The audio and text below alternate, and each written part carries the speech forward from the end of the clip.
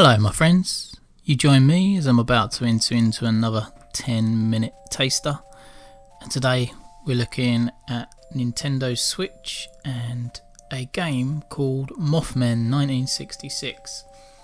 So Brit has already covered this in a review on the website www.gamesfreezer.co.uk, so head over there to find Brit's Mothmen 1966 review. And I today will be playing the game for the first time, which is the point of the 10-minute taster. I'll take a game I've never played before, give you some first impressions and let you see some of the gameplay so as you can maybe make an informed decision around the next game you want to buy. Right, let's go. New game. Let's get stuck in.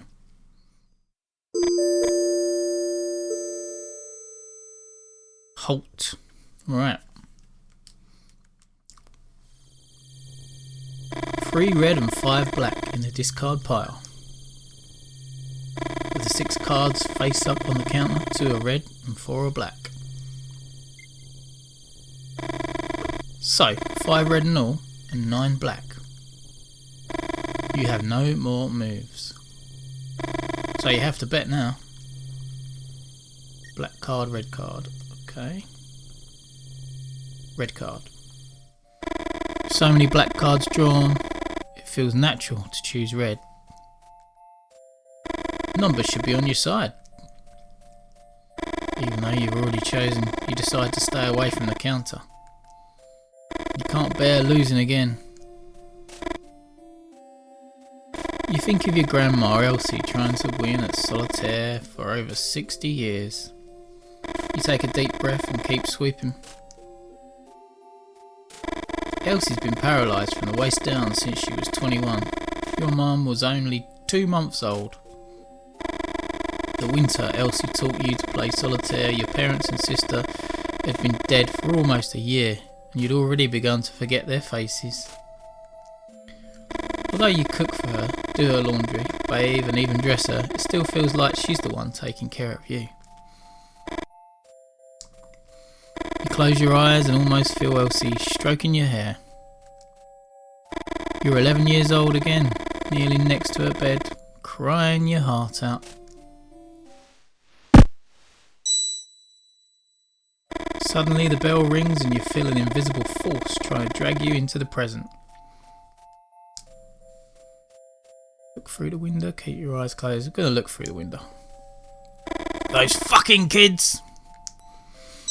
First brat is followed by 2 more. They step on the hose and activate the bell for a second and a third time. You don't know what comes over you, but you yell some things at them and you're too ashamed to remember. You justify yourself thinking that they might be the ones who got into your garage that night, not your garbage, and stole some parts of the replica machine gun you're building. Blimey. You won't let anyone mess with your project. The Winans steam machine gun is the jewel of your collection. Kids yell at you, "Oh freak!" and laugh, sheltered by the distance. Deep down, you know that it can't be them. How would they know which parts of the machine gun were worth stealing? Anyway, that guard dog's being brought over in a few days and you'll be able to stop worrying. Check the hose, check the hose.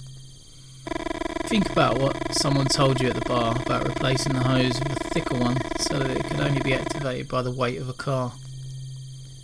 And what happens if the kids jump with their bikes and land on top of the hose with one of the wheels? Kids are always going to find some way to bust your balls, they replied.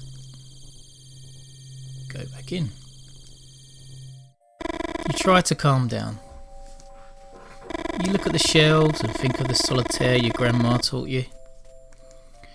Your grandma always said that everyone has their place in the world and that people keep dancing around it without ever reaching it. To win this solitaire you have to stop dancing.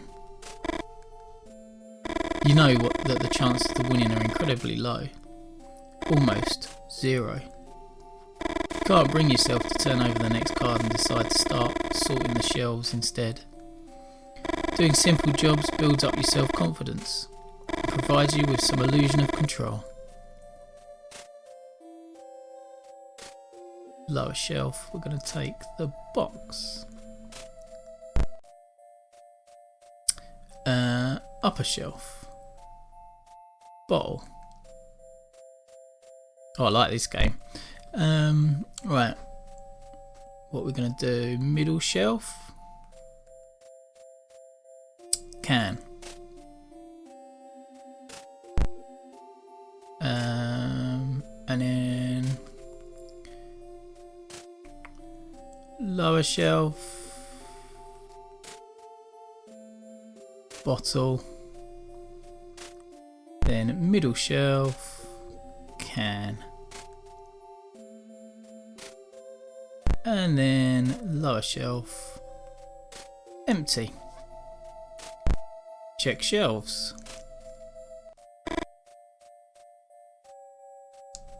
Good. One type of product on each shelf.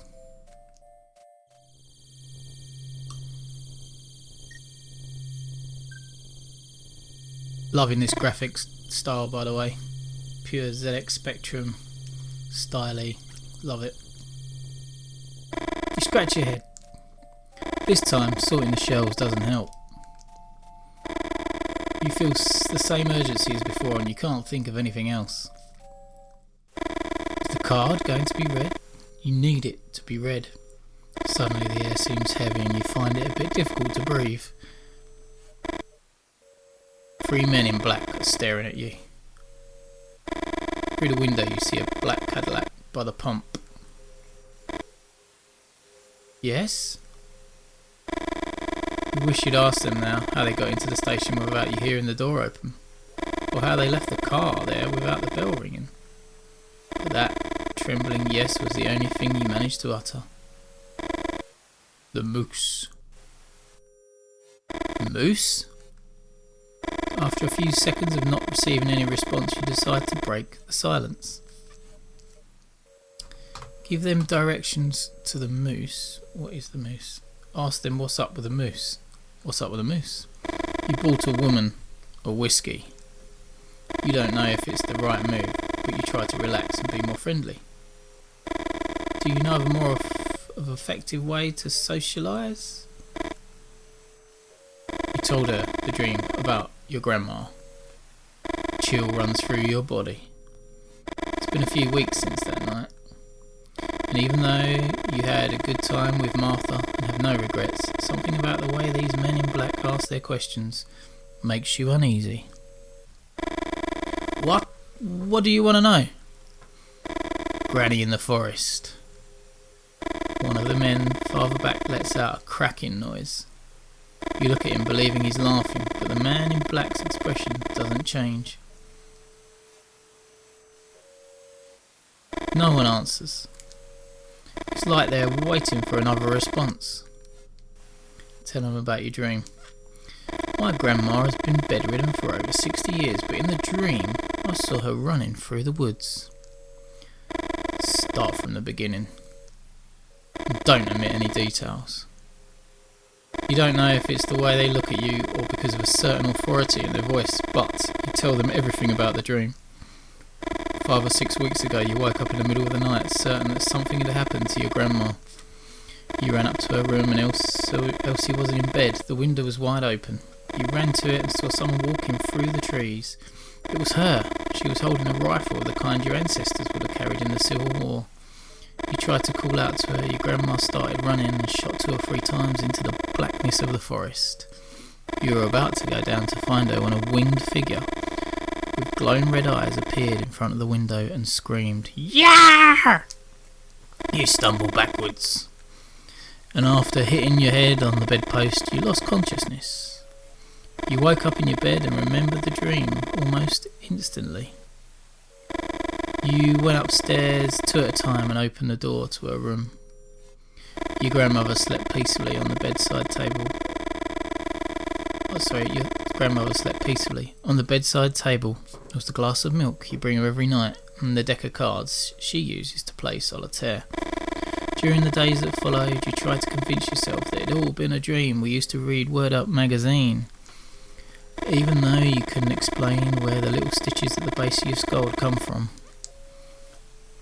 After a few seconds, one of them in black speaks again. The spots on her legs predate her birth. Halt. What? What is he talking about? Is he referring to the dozens of moles on your grandma's legs? And what do they mean by saying those spots predate her birth? Elsie always makes the same joke when you sponge her calves. Be thankful that you have to clean my legs and not my grandfather's. According to what she told you, her granddad had been shot by an experimental weapon early in the Civil War when his legs were ripped to shreds. The wine and steam gun, son, a machine gun that doesn't appear in any book. You think about the replica you were putting together in the workshop and you wonder if it was the men in black who'd stolen those pieces. You're not telling anyone else about this visit, Holt. You start to complain when one of the men in black picks up a card from the counter. The top card of the deck. The crunch horrifies you. The teeth of the man in black seem to tear more than simply paper.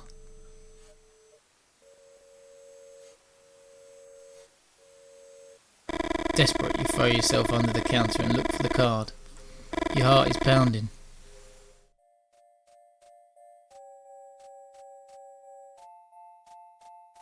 You look out the window and you don't see the Cadillac. You walk to where the car was parked a few moments ago. You step on the hose. And the bell rings. What the fuck? Jack of diamonds. Red. Ah, I knew it. You think about the edge. One of the men in black tore off. See, and you remember the noise he made when he chewed it. Was it a threat? A warning? You wonder if you should tell your grandma everything that happened, or just keep your mouth shut and keep playing solitaire with a marked card. Whoa. What the hell's going on around here? So far so good. I'm into this. It's got me already. Obviously like the style. I'm into the kind of style of the writing as well, and obviously the graphics are great. I won't play chapter 1 because I don't want to spoil it, because obviously there's limited decisions or routes that this can take. I think it's kind of quite linear, so I'd rather not spoil that part of it. But chapter 1 with Lee is what I'm going to go into next. I'll be playing this tonight without a doubt and seeing it all the way through, especially after Brit's good review on it, where I think he gave it a 7.5 out of 10 if I remember rightly. I might be wrong, but yes, so hopefully you've enjoyed the video. If you have enjoyed the video, please press like on the video. That helps us get more games into the games freezer. Also, we're over on Instagram and Twitter, and that's at Games Freezer.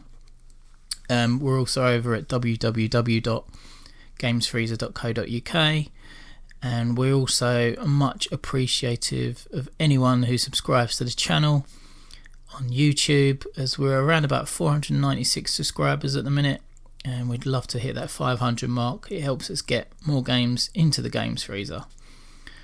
Anyway, until next time, my friends, you'll be leaving me working my way through this pulpy paperback presented in pixels, to quote Brit from his review.